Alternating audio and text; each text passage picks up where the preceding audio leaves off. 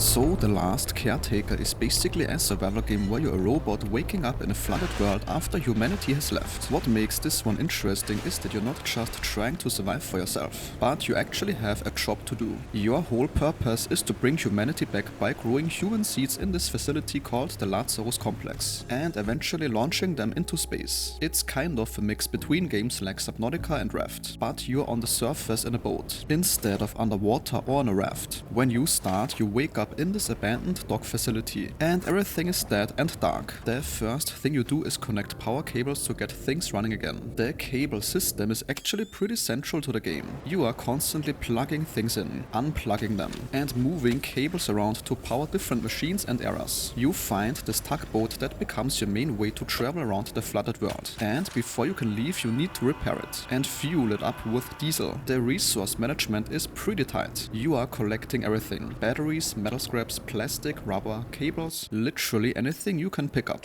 The game has this recycling machine where you throw in all the junk you find, and it breaks it down into raw materials that you can use for crafting. Your boat runs on both diesel and electricity, and you have to manage both systems. The diesel engine needs cylinders that you have to find and repair, and you're also constantly hunting for more fuel. The electric system runs off batteries, and you can actually set up solar panels and wind turbines to generate power. Now at night, these weird organic creatures show up and attack you. You can either fight them with melee weapons or guns, like the electric pistol, or you can place automated defense systems. The problem is they keep respawning at night in groups, so it gets overwhelming if you try to fight them all. That's why hiding inside when it gets dark is often the smarter move rather than wasting resources on endless combat. The game seems designed to give you that choice. You can craft weapons and fight, or save your materials and just avoid danger. The scavenging and looting part is actually really satisfying. You can pick up almost anything: furniture, tools, random equipment, and either use it directly or recycle it for parts. There's this skill system where you level up as a loot goblin and can unlock abilities like carrying more weight or lifting heavier objects. The game wants you to be thorough and explore every corner to find materials.